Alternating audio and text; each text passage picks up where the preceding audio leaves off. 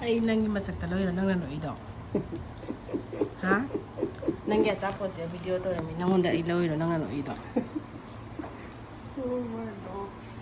Then na mai guide nang nanok san ilo mi video to roga. Ay nang na Hi mayam, yang mesti video sidi agi thapne lura kanda mayam punam na khangbiram lani ado ai se ko mayam siljar dagi hala aga halakpagi next morning se haibidi chang hinjang ga thong thangna ai se ko moi ta ton na haidi akhoi tamona nga ka leire ko do nga ka se thong na thangna phajana haidi loidana akhoi gi nama haidi mama pa hoi akhoi tamo hoi ite hoi chak bijana khojana haidi ai se fazana leirami khaba aduga haidi karmaina no khangde ai se sudden haidi masa se yam kanna haidi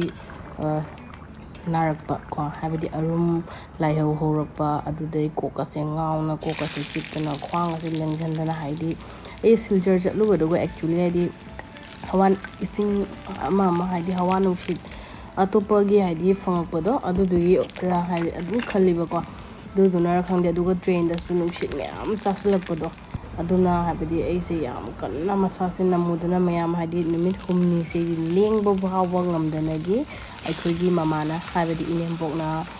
chak hinjang thonga haidi numini humni se mana ta pijana haidi tawaya bako se aina thongamba chak hinjang ni nabji nabji naida ko haidi masa se kesum to dinaida aise haidi ke haidano khangde haidi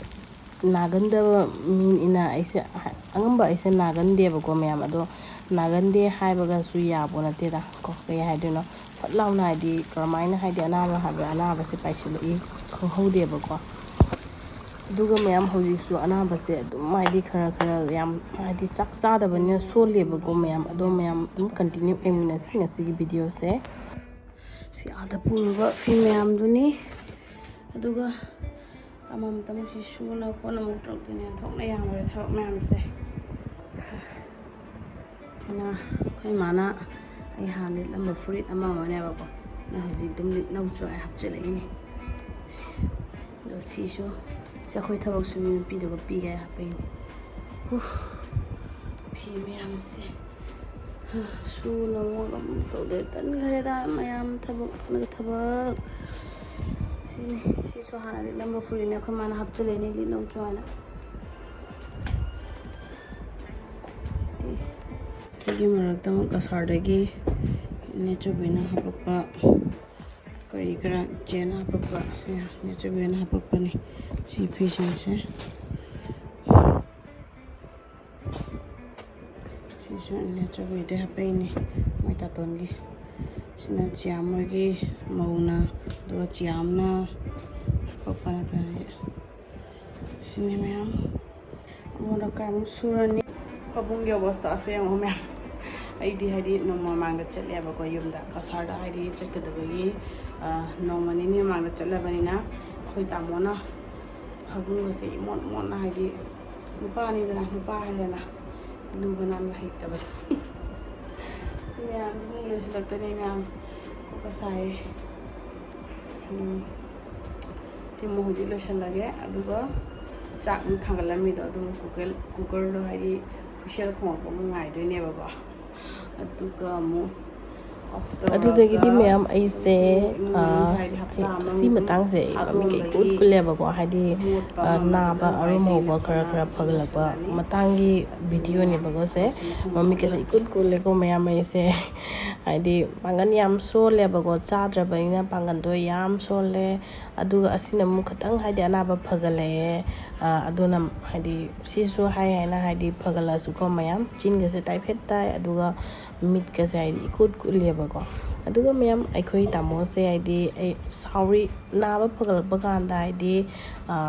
minaga wa khon kanaga harpa se yam sawning mane ba ko ado aiga aikhoi tamo ga se hadi khara painar mane ba ko mayam ado paina ba se ma se ko da thabak thaoda ba ngamdre mathan da loi tawre ba ko mai mama na ba lak ba yi hadi sarbu noi ba khot ba ma se ai yam nokning hadi matang do aduga mayam ulage khoi tamo ga paina ba video si mate ko aduga ngasi sajana irolani an season da khoi sajana iron cha do ni ngasi di alu khamen simbi toraga aduga morok na yum gini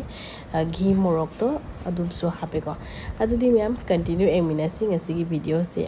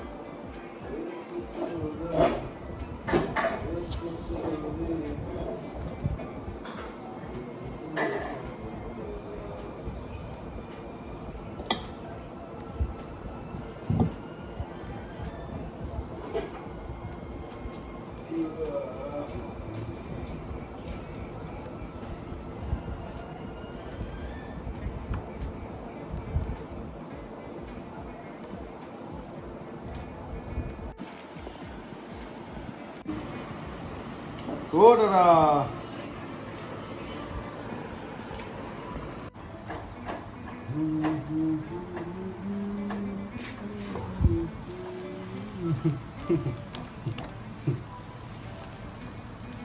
ay nang masak talo yun nang nano ido ha nang ya tapos ya video to ni nang unda ilaw yun nang nano ido na mai kai do nang nok san ilo mi video to ga ay nang na thoi na video de dai ro aduga mayam akhoi tamoga paina na dum sa hindang thong masu loi sele ado ngasi gi hinjang mathel se ngasa gi aina alu khamena simbi sajana dum ga irole aduga kaino kai hage pangkhok to pangkhok ki chamthong ama tawe ba ko akhoi gi paga aduga mama ga to yam na haidi pangkhok chamthong do pam ba ko aduduna aduga hozik ai iron kholon la ge ko mayam ai gi iron bagi style ai gi style da adi picture ke ko samla na adi continue and nasi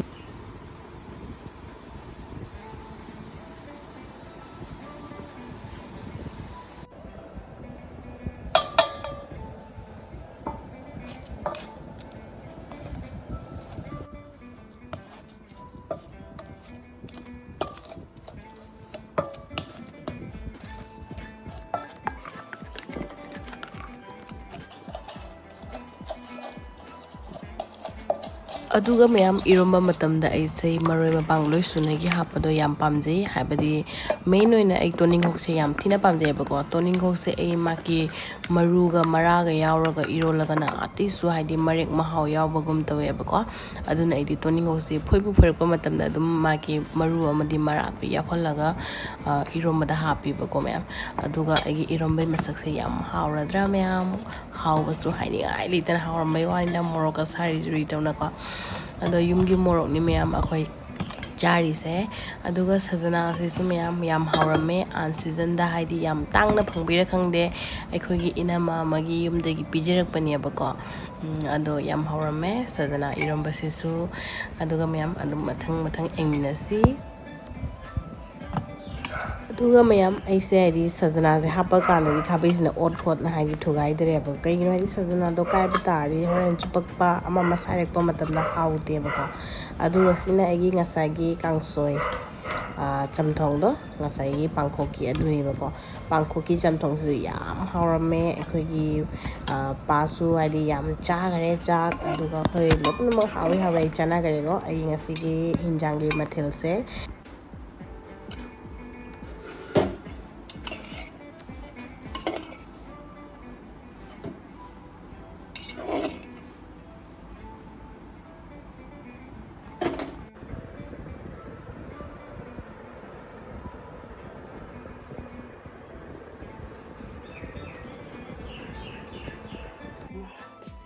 ꯆꯥꯛ ꯍꯦꯟꯖꯥꯡ ꯊꯣꯡꯕ ꯊꯥꯛꯅ ꯂꯣꯏꯔꯦ ꯑꯗꯨꯒ ꯑꯩꯈꯣꯏꯒꯤ ꯏꯇꯩꯁꯨ ꯆꯥꯍꯧꯔꯦꯀꯣ ꯍꯧꯖꯤꯛ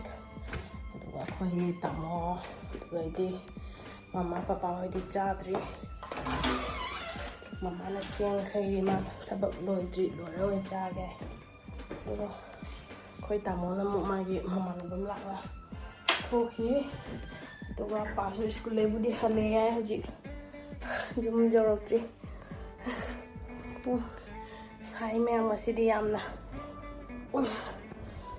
ꯁꯥꯕꯁꯤꯒ ꯏꯇꯩꯁꯨ ꯂꯩꯕꯅꯤ ꯍꯥꯏꯗꯤ ꯑꯃꯨꯛꯁꯦ ꯀꯨꯞꯄ ꯀꯨꯞꯄ ꯂꯩꯕꯗꯣ